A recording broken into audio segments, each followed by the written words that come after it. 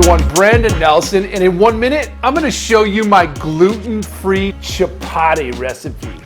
It starts with 1.25 cups of cassava flour, 1.25 cups of an all-purpose gluten-free flour, some olive oil, some sea salt, and then back to the measuring cup, 1 part hot water. Okay, don't just thrust your hand in there because remember, the water is hot. I start with a, rubber scraper, spatula, and move right into some handwork. Okay, when it's perfect, you're able to form it into a nice ball. Now, before we begin rolling out the chapati, we're going to get a couple burners going.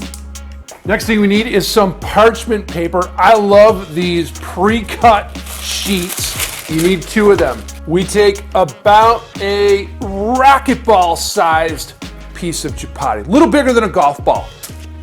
Right in the middle of our parchment paper. Second layer of parchment paper on top, Betty Crocker style rolling pin or whatever you have. Okay, it's rolled out. It's about 1/16 of an inch thick. Watch what I do. I just lay it right off that parchment paper right into my hand. Now, no olive oil in the pan. We use a dry pan, but I do like to put a pinch of salt because then when you lay that chapati down, ooh, it picks up all that salt.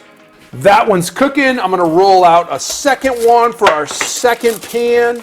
Pinch of salt in the pan, and then in goes the chapati. Perfect. Look at that beautiful, beautiful thing. And with 2 chapati cooking, you go back to your ball of dough, you get another one going, you get into a rhythm, and pretty soon you're just a chapati machine. Now, what to do with the chapati? I always start with some ghee slathered on there first, and I have this nice turmeric and lime vegetable and chicken mix that I absolutely love. And then squeeze some lime juice on there. This has been Brandon Nelson for 1 minute. I'll see you next time.